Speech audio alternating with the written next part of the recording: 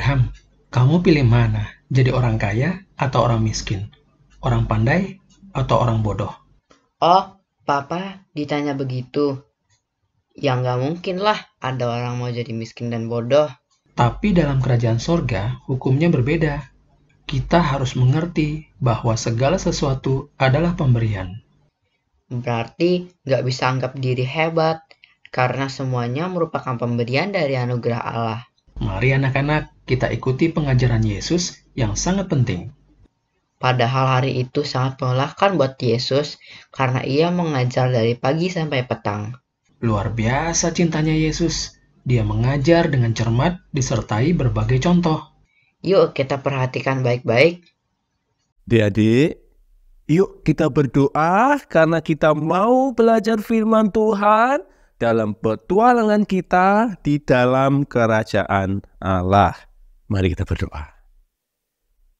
Ya Tuhan, anugerahkanlah kepada kami pengertian akan firman dan bukalah hati kami untuk menjadi tanah yang subur bagi firman-Mu.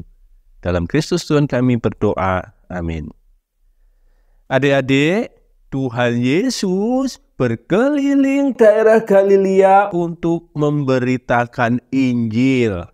Dengan perkataannya yang penuh dengan kuasa, dengan tanda-tanda mujizat, perbuatan-perbuatan yang ajaib, Tuhan Yesus ingin menyampaikan bahwa Allah ingin memberikan segala sesuatu, memberikan berkat anugerah yang melimpah untuk orang-orang itu agar mereka dapat diterima kembali oleh Bapa di surga. Pertanyaannya, mengapakah Allah harus memberikan segala sesuatu itu? Karena manusia itu miskin di hadapan Allah. Mereka telah bangkrut di hadapan Allah. Miskin, bangkrut, apakah mereka kekurangan kekayaan di hadapan Allah? Bukan itu, adik-adik. Tetapi karena manusia itu berdosa dan telah kehilangan kemuliaan Tuhan. Tetapi apakah orang-orang itu mau menerima apa yang Tuhan Yesus ajarkan? Tidak. Mengapa? Karena mereka berjalan menurut pengertian mereka sendiri. Mereka tidak mau tunduk kepada hikmat Tuhan. Mereka merasa miskin. Aku punya perbuatan baik. Aku punya amal baik yang banyak. Aku rajin beribadah. Aku rajin memberikan sedekah. Aku rajin baca Alkitab, berdoa. Mengapa kamu mengatakan aku miskin? Adik-adik, mereka lupa bahwa seringkali apa yang dilakukan oleh orang berdosa itu menjadi kejijikan di hadapan Tuhan. Mereka sepertinya mengenal surga. Mereka merasa tahu jalan ke sana. Padahal mereka tidak tahu sama sekali. Inilah yang Tuhan Yesus ajarkan, ingatkan mereka. Bahwa di dalam kerajaan Allah, mereka cukup bergantung kepada anugerah Allah itu. Nah, adik-adik, suatu hari Tuhan Yesus keluar dari tempat dia menginap, kemudian pergi ke sebuah pantai. Di sana telah banyak orang yang berbondong-bondong mengikuti dia. Kemudian Tuhan Yesus naik ke atas perahu dan mengajar mereka semua. Kali ini Tuhan Yesus mengajar dengan sebuah perumpamaan, yaitu perumpamaan tentang seorang penabur. Jadi, suatu hari keluarlah seorang penabur. Dan benih yang dia bawa sebagian jatuh di pinggir jalan. Tempat yang keras di mana benih itu tidak sempat untuk berakar ataupun bertumbuh. Karena burung pun langsung datang dan menghabiskan benih-benih itu. Sebagian benih jatuh di tanah yang berbatu. Ada tanahnya tapi berbatu-batu sehingga tanahnya tipis sekali. Akarnya bisa bertumbuh tapi tidak maksimal. Benih itu bertumbuh tapi kurang baik sehingga ketika sinar matahari mengenai dia, benih itu pun layu dan mati. Benih yang lain jatuh di tempat yang bersemak duri. Ada begitu banyak gulma di sana.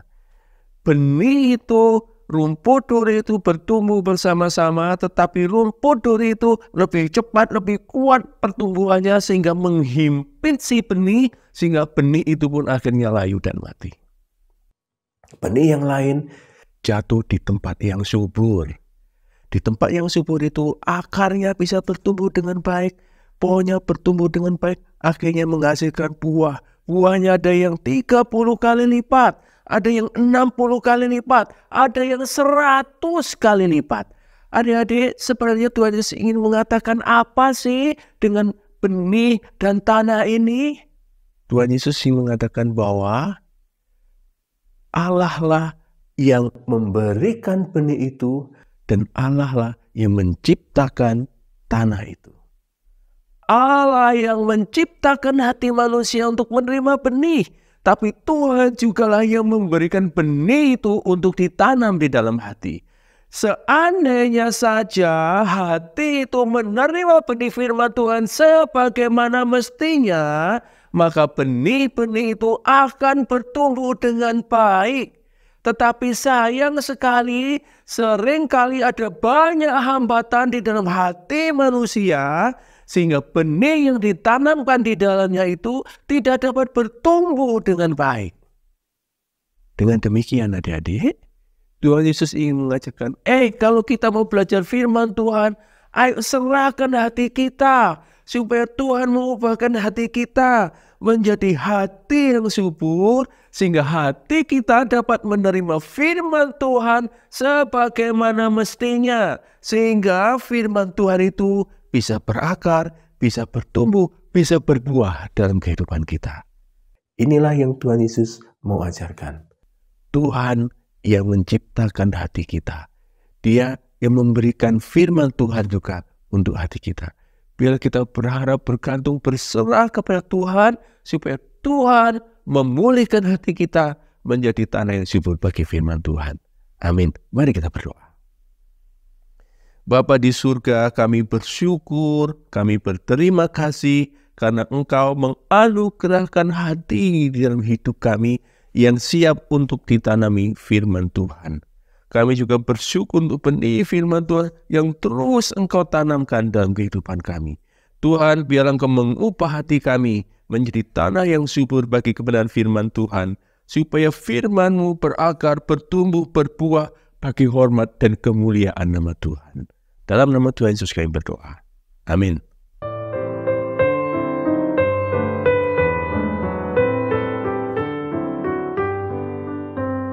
Kita dibuat kagum terhadap hikmat Yesus yang membuat perumpamaan contoh diambil dari kejadian biasa, yaitu tentang penabur, supaya perkara rohani menjadi lebih jelas karena melalui perbandingan yang sudah dikenal baik, maka orang mudah mengerti.